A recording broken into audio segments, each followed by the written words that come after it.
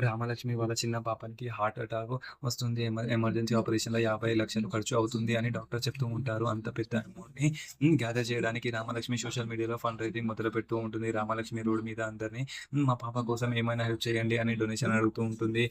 వచ్చే ఆ డబ్బు మా పాపకి ఆయుష్‌ని ఇస్తుంది అని చాలా ఎమోషనల్‌గా బ్రతిమలాడుతూ ఉంటుంది. జనాలు కూడా తమ వంతు సహాయం చేస్తూ ఉంటారు. ఇంకో పక్కన విలను అనగాదేవి తన కూతుర్ని ప్లాన్ వేసుకుంటుంది. ఈ ఊరిలో ఎప్పుడు రఘురామ్ వాళ్ళ ఇంటి వాళ్ళు డామినేషనే ఉంది. ఇప్పుడు ఈ డాన్స్ కాంపిటీషన్‌లో నేను ఒక స్ట్రాటజీలా వాడతాను అని చెప్తూ ఉంటుంది. ఈ కాంపిటీషన్ గెలిచి రఘురామ్ ఇంటి వాళ్ళు ఇమేజ్‌ని డ్యామేజ్ చేయాలని తను గట్టిగా ఫిక్స్ అయిపోతుంది.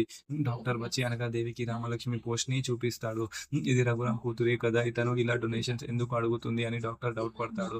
అనగాదేవికి మాత్రం ఇది ఒక మంచి ఛాన్స్‌లా అనిపిస్తూ ఉంటుంది. వాళ్ళ నాన్న అడిగితే క్షణాల్లో మనీ ఇస్తాడు కదా! వస్తాయి కదా! కానీ తను ఎందుకు అడగట్లేదు అని అనగాదేవి తన బ్రెయిన్‌లో పని పెడుతూ ఉంటుంది. డాన్స్ కాంపిటీషన్‌లో ప్రాక్టీస్ గట్టిగా జరుగుతూ ఉంటుంది. జానకి అందరికీ ట్రైనింగ్ ఇస్తుంది. అనగాదేవి తన కూతుర్ని నువ్వు గెలవాలి అని ఎంకరేజ్ చేస్తూ ఉంటుంది. కానీ తన మైండ్‌లో మాత్రం రఘురామ్ ఇంటి వాళ్ళని ఎలా దెబ్బ కొట్టాలో అనే థాట్స్ అనేవి ఉంటాయి. మన నెక్స్ట్ ఎపిసోడ్‌లో ఏం జరగబోతుందో అనేది చూద్దాం.